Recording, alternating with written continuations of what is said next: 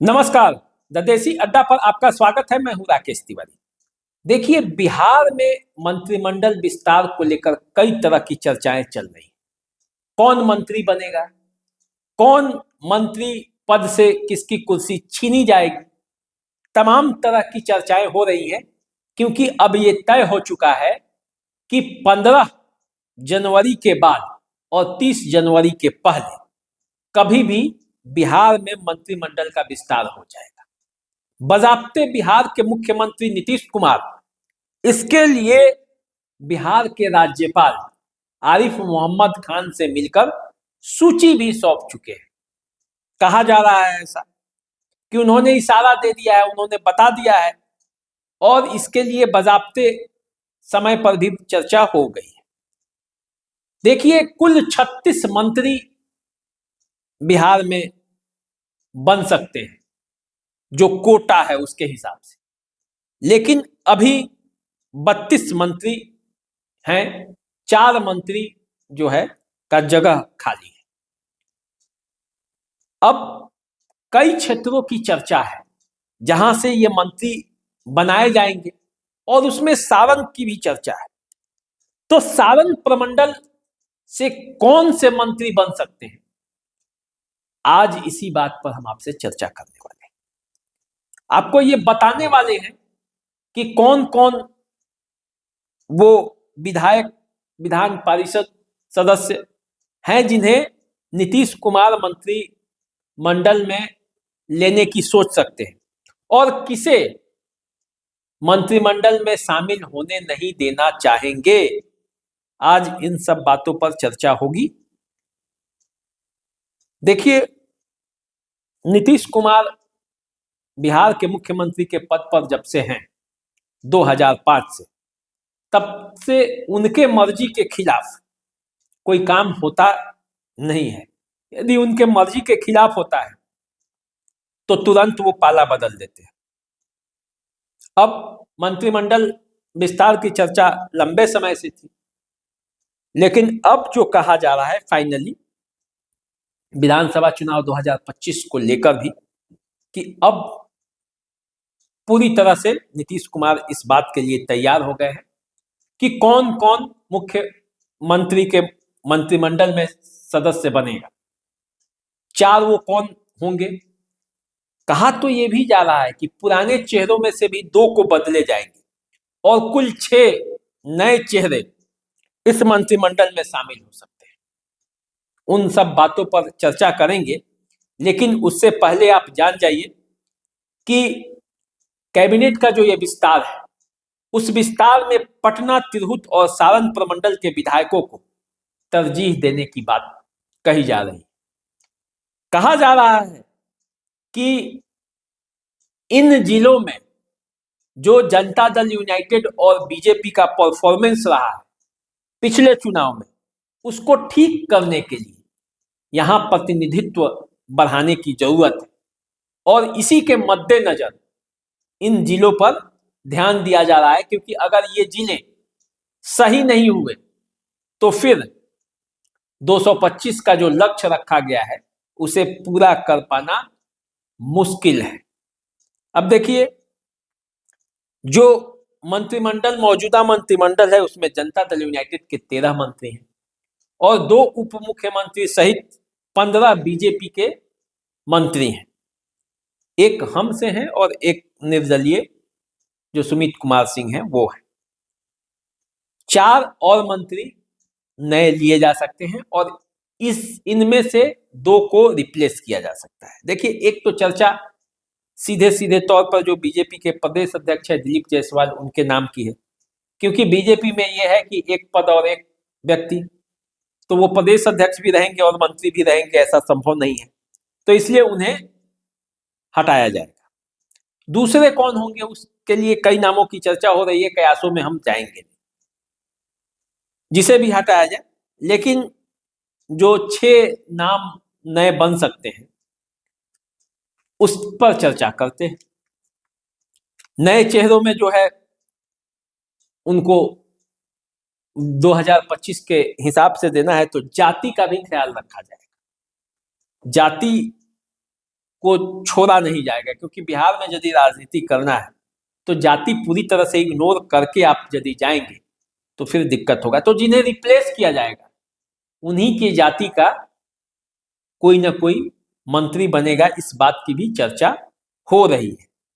देखिए, जो सारण प्रमंडल, पटना प्रमंडल और तिरहुत प्रमंडल में क्यों कहा जा रहा है कि यहाँ तरजीह देना जरूरी है, जो पार्टी के थिंक टैंक है वो क्यों सोच रहे हैं, क्योंकि बिहार में जो है वो तिरहुत जो है, तिरहुत प्रमंडल में कुल 39 सीटें, पटना प्रमंडल में है जो 43 सीटें हैं और सारण प्रमंडल में है 24 सीटें हैं।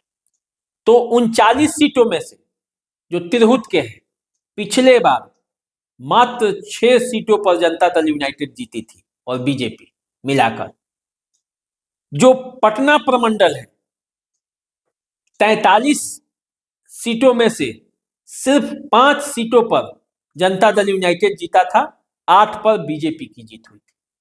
समझ लीजिए कि क्या स्थिति थी।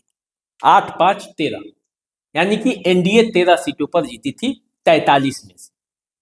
और सारण प्रमंडल के 24 सीटों में से पिछले चुनाव में 7 सीटों पर भाजपा और 2 सीटों पर जनता दल यूनाइटेड, कुल मिलाकर 9 सीट, यानी कि 24 में से 9। तो ये परफॉर्मेंस इन जिलों में, इन प्रमंडलों में था और इसीलिए कहा जा रहा है कि इन जिलों में प्रतिनिधित्व को बढ़ाना है। दलीय स्थिति भी समझ लीजिए, बीजेपी के 78 विधायक हैं, जनता दल यूनाइटेड के 45 विधायक हैं, हम के 3 विधायक हैं और अदर्स 1 है, निर्दलीय सुमित कुमार सिंह। तो अब जो है वो निगाहें हम सारण प्रमंडल के तरफ ले आते हैं, क्योंकि बात हुई थी कि हम चर्चा करने वाले थे कि सारण प्रमंडल के कौन कौन से विधायक मंत्री बन सकते हैं। देखिए, यदि बात गोपालगंज से ही शुरू करते हैं, गोपालगंज जिले में बीजेपी और जनता दल यूनाइटेड 2-2 सीटों पर चुनाव जीती थी। एक सीट जो सुनील कुमार हैं भोरे से जीते थे और अमरेंद्र कुमार पांडे जो हैं वो कुचायकोट से। हथुआ की सीट जनता दल यूनाइटेड हार गई थी, 3 सीट पर चुनाव लड़ी थी। तो एक तो भोरे सुरक्षित के जो विधायक हैं सुनील कुमार, वो मौजूदा सरकार में मंत्री हैं, तो गोपालगंज जिले को एक प्रतिनिधित्व मिला हुआ है। भोरे जो है वो कुचायकोट के पास ही एक ही जिले में है। तो अमरेंद्र कुमार पांडे उर्फ पप्पू पांडे को इतना आसानी से मंत्री का पद नहीं मिल सकता है, जो हमारे सूत्र बताते हैं। हालांकि मुख्यमंत्री के बहुत दुलारे विधायक हैं और मुख्यमंत्री खुद चाहे तो क्या नहीं हो सकता, लेकिन ऐसा कहा जा रहा है कि गोपालगंज जिले से जो है जनता दल यूनाइटेड के कोटे से कोई मंत्री नहीं बन सकता। बात आ गई बीजेपी की, तो बीजेपी के बरौली से विधायक हैं राम प्रवेश राय और गोपालगंज से भी विधायक है बीजेपी के, लेकिन वो पहली बार ही जीती है।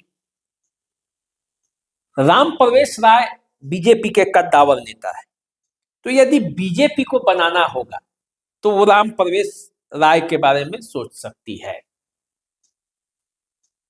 इसके अलावे यदि गोपालगंज की बात करें तो गोपालगंज में 2 सीटों पर आरजेडी जीती है, तो वहां से कोई बनने का सवाल ही नहीं।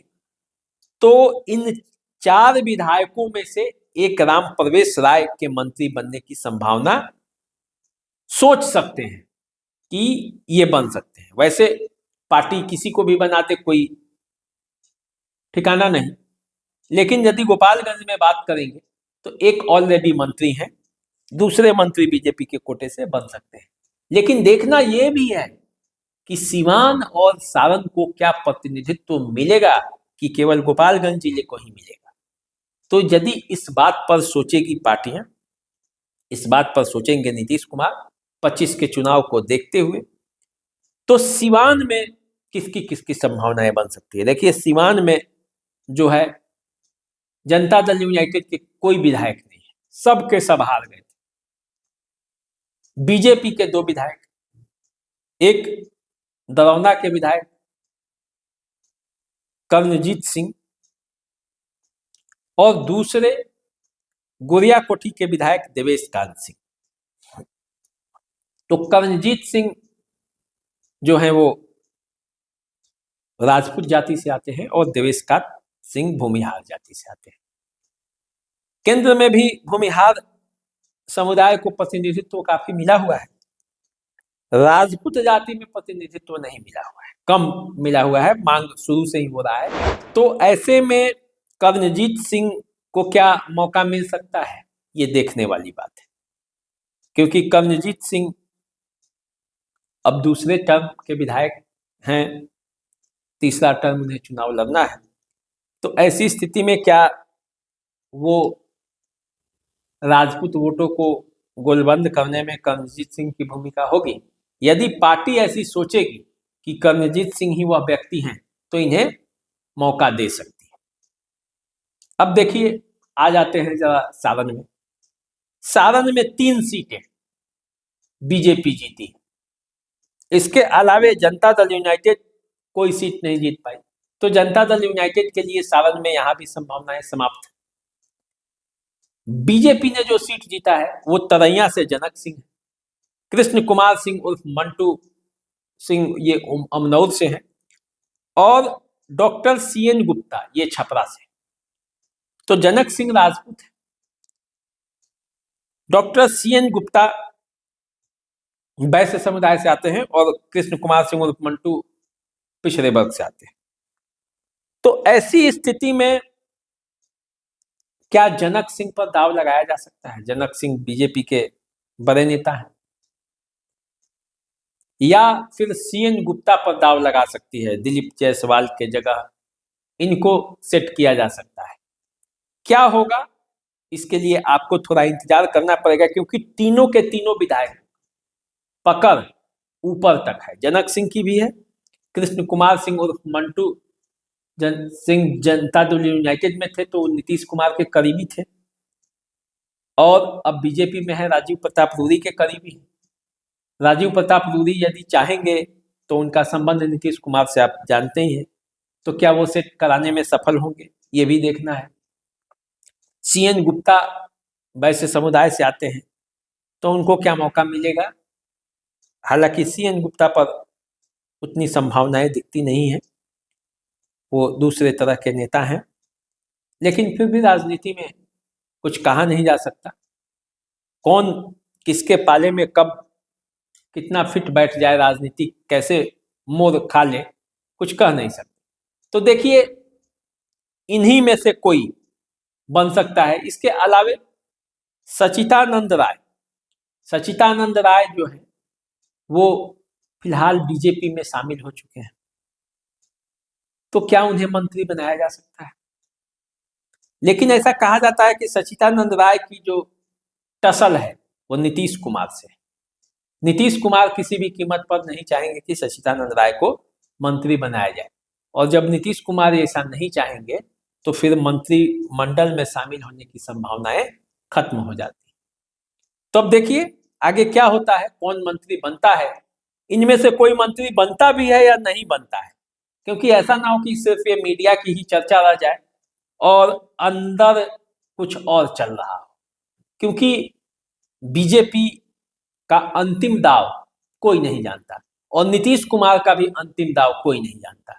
चर्चाएं होती हैं, लिस्ट आता है, नाम चलते हैं, और चलते हुए नामों में से नामों पर कौन चल सकता है और कौन नहीं चल सकता है, क्या संभावनाएं हैं, जो होगा उसी में से चुनना है।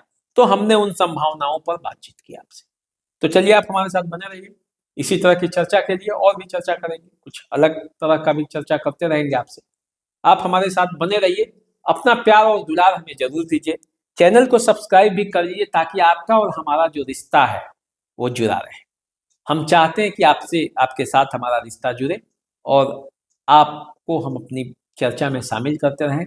आपका दुलार जो है वो प्यार है वो हमें मिलते रहे, सुझाव भी मिले, इसी कामना के साथ नमस्कार।